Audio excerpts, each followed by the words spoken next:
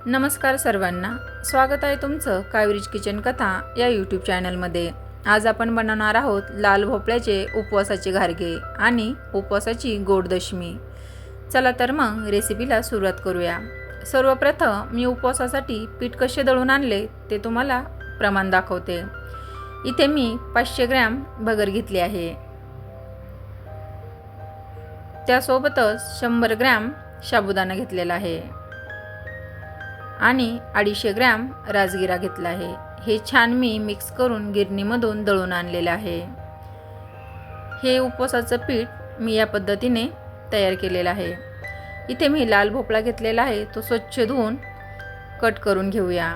याची पुढची आणि मागची साल काढून घ्यायची आहे। आपण सर्व साली काढून घेऊया।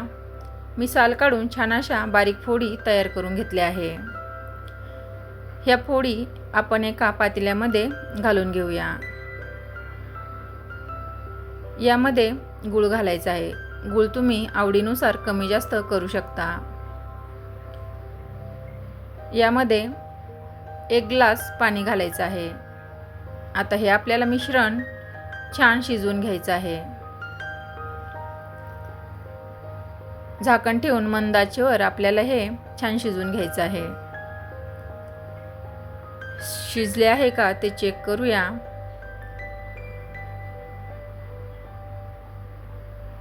छान असा नरम झालेला आहे, आपला लाल भोपळा शिजलेला आहे।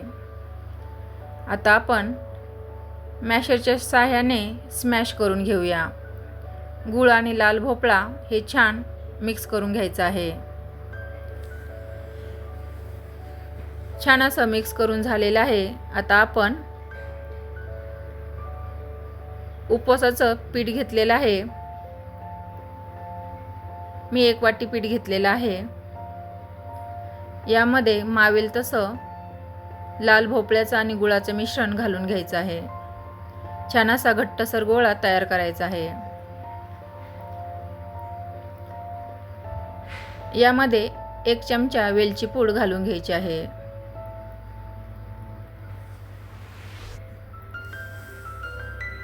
छान असा घट्ट गोळा बनवून घ्यायचा आहे। पिठाचा गोळा तयार झालेला आहे। हे पीठ जास्त वेळ भिजायला ठेवायचं नाही, ताबडतोब याचे घारगे बनवायला घ्यायचे आहे। छान असा छोटासा गोळा तयार करून कोरड्या पिठात डुबवून छान अशी पुरी लाटून घ्यायची आहे।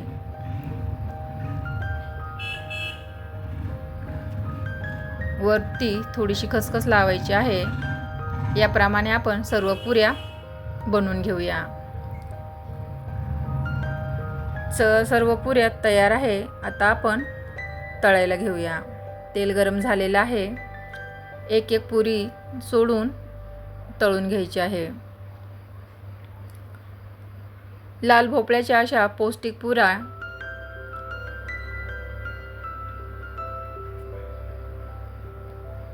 तयार आहे। टम्म अशी आपली पुरी फुगलेली आहे। याप्रमाणे बाकीच्या देखील पुऱ्या आपण तयार करून घेऊ। आता आपण गोड दशमी बनवून घेऊया। मी त्याच पिठाचा गोळा घेऊन कोरड्या पिठावर थापून घेत आहे। याप्रमाणे अलगद असे थापून घ्यायचे आहे आणि अलगद उचलून तव्यावर घालून घ्यायचं आहे।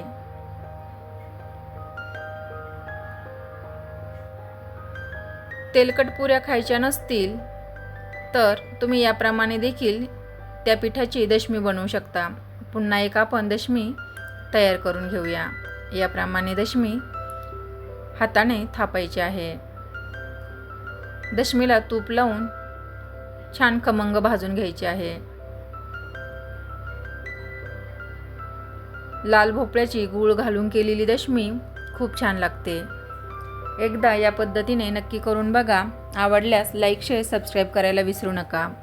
याप्रमाणे आपली दशमी तयार आहे आणि लाल भोपळ्याचे घारगे देखील।